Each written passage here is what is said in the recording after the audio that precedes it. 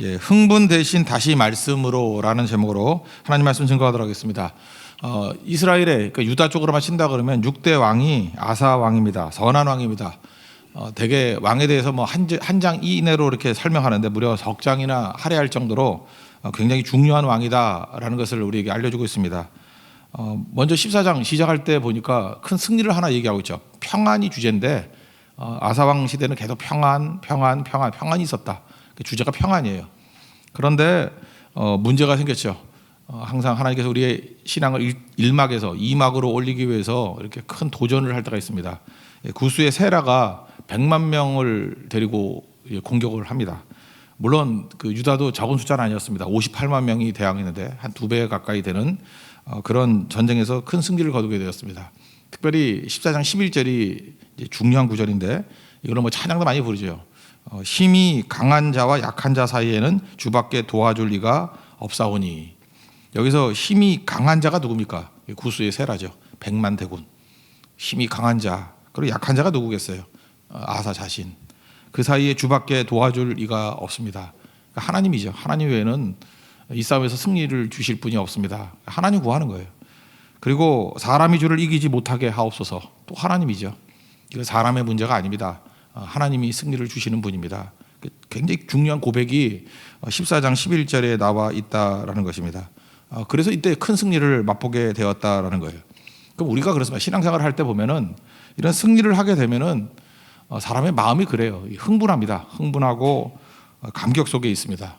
잘 보면요, 사람이 조금만 좀 많이 모여도 막 흥분해요. 그래서 여러분들 군중 집회 이런 거 많이 하는 이유가 그거예요. 이렇게 모이면은 흥분이 돼요. 사람이 모여도 흥분이 되고. 교회도 그런 것 같아요. 교회도 좀 사람이 막 모이면 하나님 바라보기보다는 사람 바라보고 막 흥분하는 부분들이 있고, 사실 그게 건강한지 아닌지 잘 모르겠지만 하여튼 이게 흥분 때문에 있다는 것입니다. 조금 돈만 뭐 벌어도요 막 흥분해요. 자기 있는 수준에서 한 30% 정도만 돈 더 벌어도 굉장히 흥분 상태에 놓이게 되는 걸 보게 됩니다. 또 좋은 대학 들어가면 몇 달 흥분해요. 온 집안이다. 세상 다 얻은 것 같이. 그러니까 이때의 분위기가 100만 대군 그 세라 군대를 이겼다라는 것은 흥분되는 모습이었다는 것입니다. 그러니까 이때가 되게 중요한 거죠. 성공했을 때, 또 내가 섰다라고 생각했을 때 이때가 위험한 거죠. 고린도전서 10장 12절에 사도 바울이 이렇게 얘기하잖아요. 선줄로 생각하는 자는 넘어질까 조심하라. 그러니까 잘 될 때가 진짜 조심해야 될 거고, 특별히 1차 승리하고 난 다음에 그때가 중요하다는 거예요. 우리가 신앙생활하면 항상 하나님께서 제가 일부러 1차라 그래요. 그게 다가 아니거든요. 1차 승리를 주신다고요. 그럼 그때 우리가 나오는 반응이 흥분 때문이고, 그때 기도하는 게 뭐겠습니까? 기대하는 게 뭐겠어요? 칭찬을 기대한다고요. 그런데 이제 아사왕에 대해서 우리도 아사왕 같은 이런 신앙의 모습이 필요하다는 건데, 1차 승리하고 난 다음에 흥분 때문에 있을 때 다시 말씀으로 가야 된다는 거예요. 1차 승리가 있고 난 다음에 우리가 뭐 칭찬을 기대하게 될 때 대부분 하나님께서 내가 기대하는 대로 가지 않을 때가 되게 많아요. 왜냐하면 우리가 득이 안 되기 때문에. 칭찬 대신에 어떻게 보면은 좀 듣기 싫은 말씀, 뻔한 말씀, 딱딱한 말씀을 줄 때 그때 말씀 막 저항하기 쉽거든요. 근데 그 말씀을 붙들었다는 것입니다. 그게 아사였다. 이게 메시지예요. 흥분됐을 때 흥분에 머무르는 것이 아니라 다시 말씀으로 갔다. 근데 이게 그 말씀이 또 하나 중요한 게 뭐냐면, 뭐 위대한 선지자 엘리야 뭐 이런 사람이 와가지고 말씀을 증거하면 좋은데, 열왕기서에는 이름도 없어요. 그래서 오뎃의 아들 아사레라는 사람인데 이 사람은 무명의 사람이에요. 그래서 어떻게 보면 이렇게 얘기하면 됩니다. 그냥 담임 목사가 설교하지 않고 뭐 교육전도사가 설교할 때 그럼 되게 무시해요. 사람이 그걸 무시하는 게 있거든요. 뭐 우리 교회 같으면 이렇게 평신도 출신의 사람들이 전도사가 됐을 때 되게 무시해요. 아니면 또 뭐 자기들 좀 배웠다 그러면 좀 학력이 없는 사람들이 이렇게 교사라거나 이럴 때 되게 무시해요. 이게 아사가 되지 못하는 길이라는 거예요. 그렇게 반드시 온다는 거예요. 마귀가 주는 마음입니다. 무시해요. 근데 이 무명의 선지자거든요. 아사랴. 열왕기서에는 아예, 그러니까 열왕기서라 그러면 뭐죠? 그건 일종의 그 정론이죠. 그 역사의 정론이죠. 거기에는 이름도 안 들어가 있던 사람이에요. 그러니까 무명이라고, 무명. 그 사람이 증거했을 때 들었다라는 거예요. 아사왕이. 이게 오늘 핵심이고요. 또 하나가 말씀 증거하는 내용이 뭐냐면, 하나님 찾으면 찾게 될 것이고, 하나님 만나려고 그러면 만나게 될 것이고, 또 뭐가 있나요? 뭐 하나님 버리면 너도 버리게 될 것이다. 이게 이제 신명기 사관이거든요. 신명기 18장에 나오는 얘기. 뻔한 말씀이에요. 뻔한 말씀, 다 아는 말씀이에요. 새로운 말씀이 아니에요. 이미 알고 있는 말씀, 뻔한 말씀을 무명의 선지자가 얘기하고 있는데 그게 또 듣기 싫은 거예요. 우리가 말씀이 제일 듣기 싫을 때가 언제냐면 내가 승리하고 난 다음에 야, 이때쯤이면 좀 칭찬하고 흥분 좀 해보자. 찬물을 껴는 것 같아요. 흥분이고 필요 없고 다시 말씀으로 돌아가 하는데 그게 뭐 샤프한 말씀도 아니고 맨날 듣던 말씀. 근데 얼굴을 쳐다보니까 무명의 전도사가 외치고 있어요.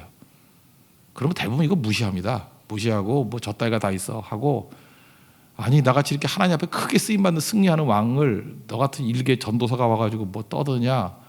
그러면서 하나님 말씀 메시지에 초점을 맞추지 않고 메신저 쳐다보고 무시할 때가 거의 다죠. 그러니까 그러고 살지.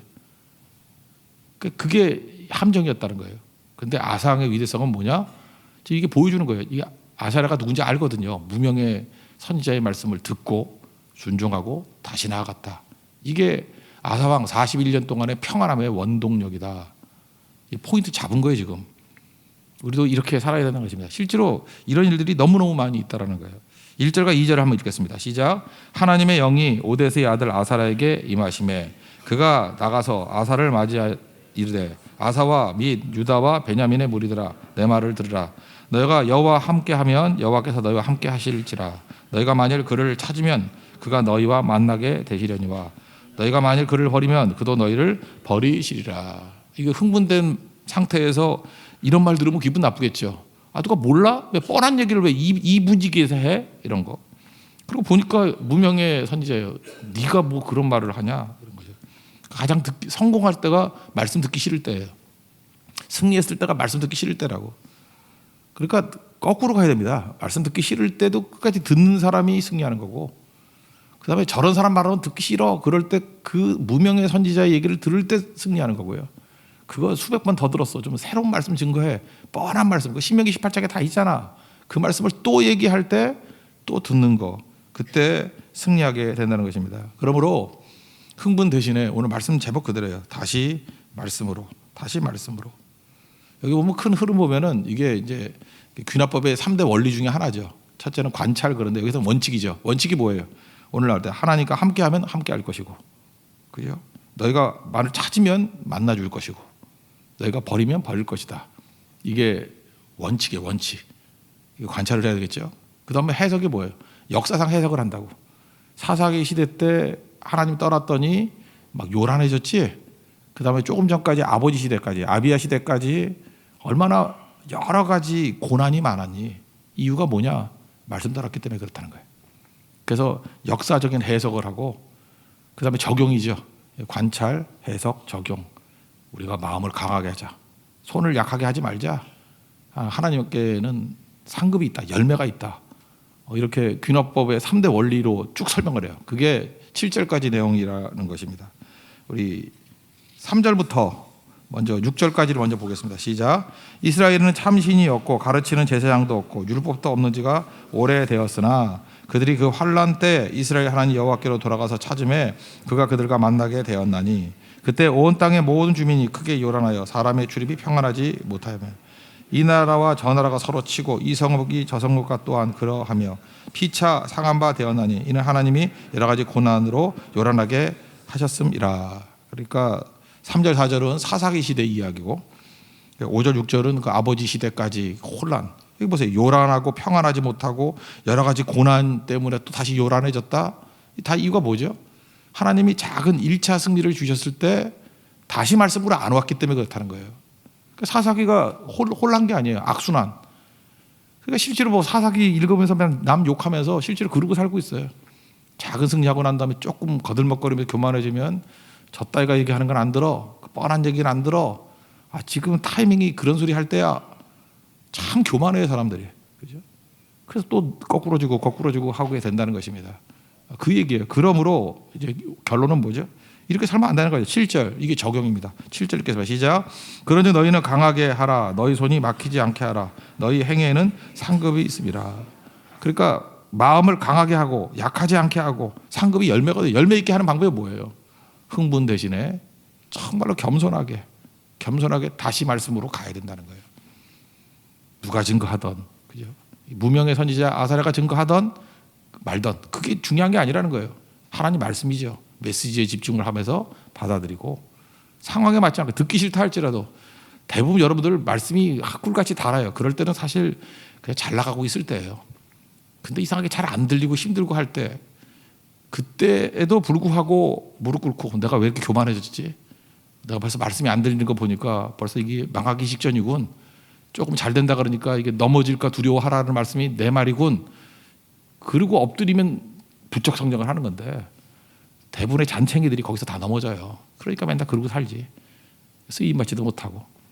그러니까 우리가 이 고비를 넘겨야 된다고요. 그 고비를 넘기면은 더 큰 승리를 하게 된다는 것입니다. 그게 강해지는 거예요. 그러니까 다시 강해지는 게 뭐예요? 다시 말씀으로 돌아가면 강해진다는 것입니다. 이게 아사의 흐름이에요. 그러고 난 다음에 이제 무명의 선지자가 얘기했던 것을 받아들였죠. 아멘하고 받아들였어요. 이제 하는 게 뭐죠? 그 다음에 순종하죠. 순종했을 때 어떻게 일들이 풀리기 시작하느냐, 어떻게 순종했느냐. 그래서 이걸 보면은 한 왕 가운데 개혁을 2번 한 왕은 아사밖에 없어요. 1차 개혁했죠. 우리가 14장에 보면은 뭐 개혁을 다 했어요. 그래서 평안함이 임하게 되었다. 1차 개혁. 그러면 잘했잖아요. 뭐 나쁜 것도. 그리고 승리도 했어요. 아니 1차 개혁을 하고 승리도 했으면 사람이 이만하면 나만큼 잘 순종한 사람이 누가 있어? 그러는데 여기서 굳이 한자 성어를 든다면 주마가편이에요. 하나님이 무명의 선지자를 통해서 달리는 말에 채찍질을 더했더니 여기서 더 순종을 해요. 그래서 41년이라는 시간이 굉장히 긴 시간이었는데 그 41년 동안의 내용들을 한마디로 묘사한다 그러면 뭐냐면 평안이에요. 평안. 샬롬의 왕이에요. 우리 인생 가운데도 평안이 아무것도 안 이루어지는 게 평안이 아니고 기능하게 되는 거예요. 그 기능. 그게 샬롬이라고. 평강의 왕. 그러니까 2차 종교개혁까지 했던 왕이 아사 왕이었다라는 것입니다. 그래서 말씀 듣고 다시 주마가편 더 헌신합니다. 8절 9절 읽겠습니다. 시작. 아사가 이 말고 선지자 오뎃의 예언을 듣고 마음을 강하게 하여 가증한 물건들을 유다와 베냐민 온 땅에서 없애고 또 에브라임 산지에서 빼앗은 성읍들에게서도 없애고 또 여호와의 낭실 앞에 있는 여호와의 제단을 재건하고 또 유다와 베냐민의 무리를 모으고 에브라임과 므낫세와 시므온 가운데에서 나와서 저희 중에 머물러 사는 자들을 모았으니 이는 이스라엘 사람들이 아사의 하나님 여호와께서 그와 함께 하심을 보고 아사에게로 돌아오는 자가 많았음이더라. 아멘. 그죠? 이게 뭐 엄청난 일이죠. 이렇게 무명의 선지자. 그래서 여기 보세요. 오뎃의 예언 그러죠.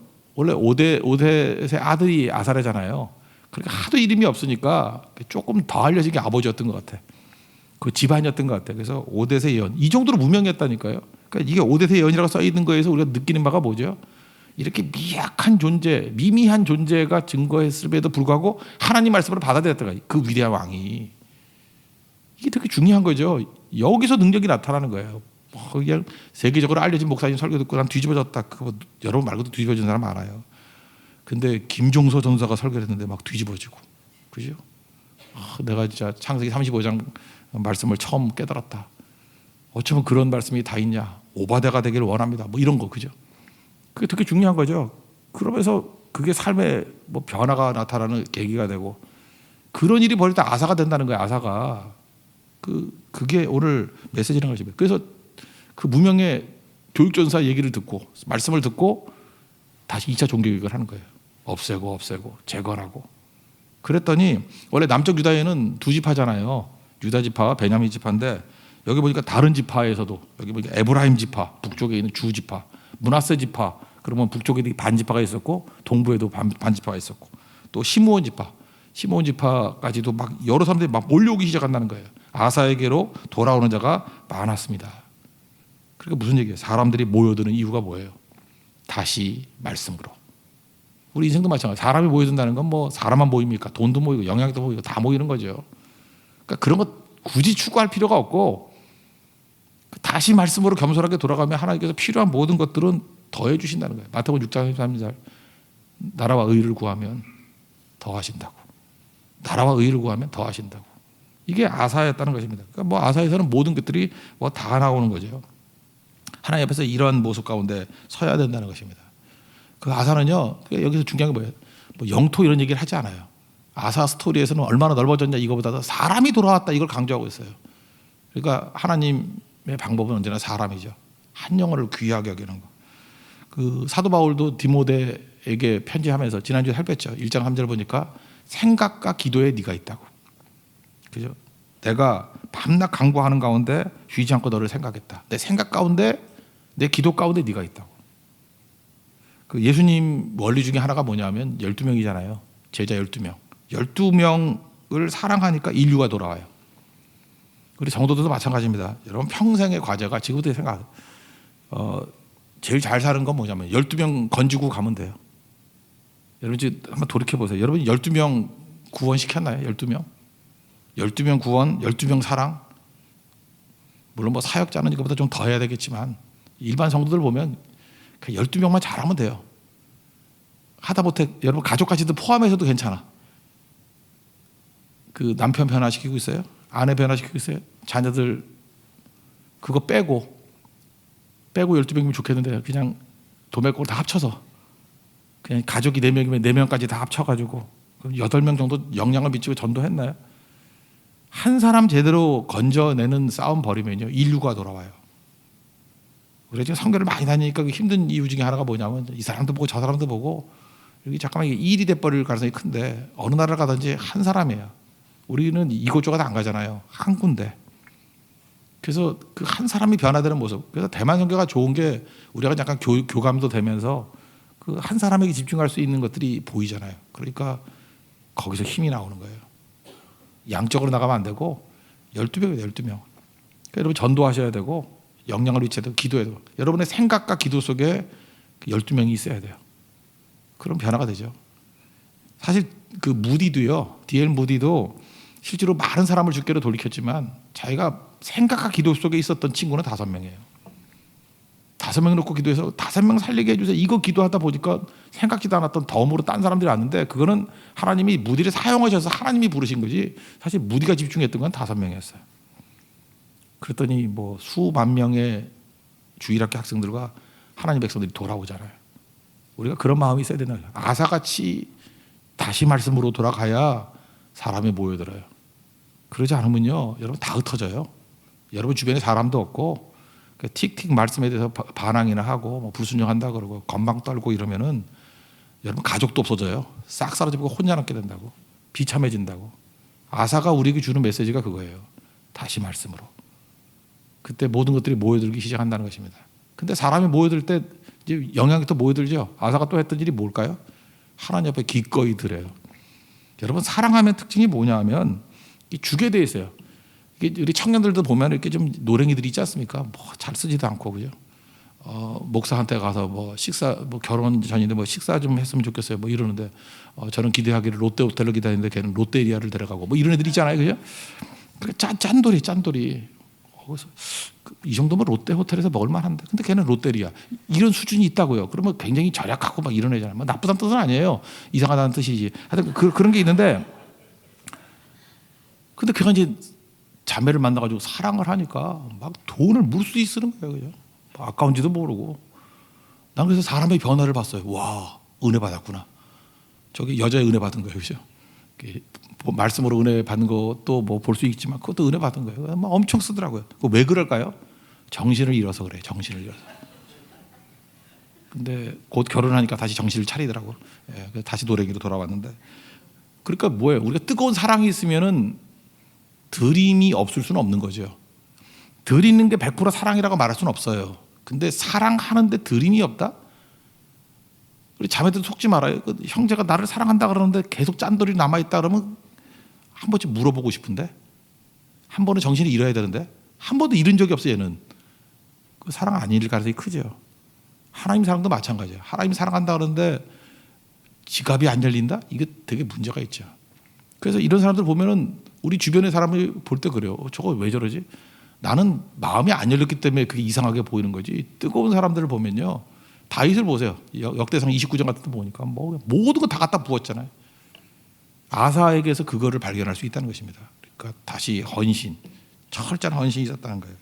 18절을 읽겠습니다. 시작. 그가 또 그의 아버지가 구별한 물건과 자기가 구별한 물건 곧 은과 금과 그릇들을 하나님의 전에 드렸더니 19절까지 이때부터 아사왕 제35년까지 다시는 전쟁이 없으니라.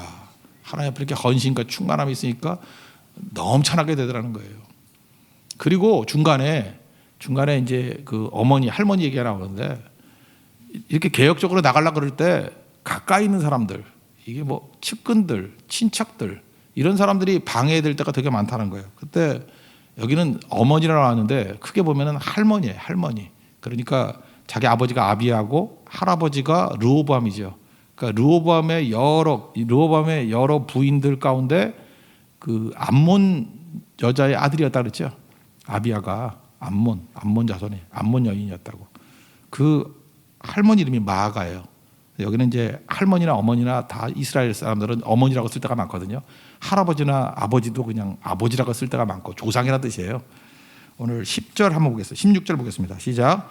아사방의 어머니 마아가가 아세라의 가증한 목상을 만들었으므로 아사가 그의 태우의 자리를 패하고 그의 우상을 찢고 빻아 기드론 시내가에서 불살랐으니, 이 할머니가 이 이방 여인이라서 이방 결혼해가지고 이게 자기 아버지 아비야는 좋았죠. 근데 그 르호보암 아내니까 그리고 상태가 안 좋았다고요. 그 르호보암의 그 할머니예요. 그러니까 굉장히 큰 태우죠. 뭐라 그러나 증조 할머니 그때까지 살아 있었다고. 그래서 이 할머니가 영향을 잘못 미치는 거죠. 그럴 때 이 할머니의 황후를 패했어요. 그러니까 철저한 거죠. 그러니까 우리 주변에 보면요, 이렇게 뭐 쓸데없는 소리 떠드는 게 측근들이에요. 우리 가족들이에요. 그 얘기 따라가다가 보면은 이게 신앙의 도약이 잘 안 일어날 때 가족의 가까운 사람의 이야기조차도 말씀 앞에서는 꺾을 줄 알았다. 그때에 이 아사의 크나큰 개혁에 승리가 있게 되었다는 것을 우리에게 보여주고 있습니다. 사실 아사의 모든 한 가지 내용들이 쉽지 않은 일이었는데, 그래서 후손들 바벨론 포로에서 돌아왔던 백성들이 보기에도 야, 참 대단하다, 특이하다. 그래서 이런 아사 같은 분위기가 나중에 돌아와서 느헤미야서, 에스라서 같은 데 보면은 다시금 이렇게 철저하게 가족들부터 시작해서 철저하게 개혁하는 모습들이 나오는데, 그때의 그림자가 아사왕의 그림자가 보여요. 아사왕 같이 말은 안 하지만 아사왕 같은 이런 일들이 이제 느헤미야 후반부에 보면은 다시 나오기 시작한다는 것입니다. 결국은 흥분되면서 다시 말씀으로 돌아갈 때 하나님께서 모든 것들을 채워주신다는 것입니다. 우리 가운데도 그런 승리의 모습이 있는 하나님의 종 되기를 축원합니다. 자리에서 일어나겠습니다. 원하고 바라고 기도합니다. 찬양하겠습니다.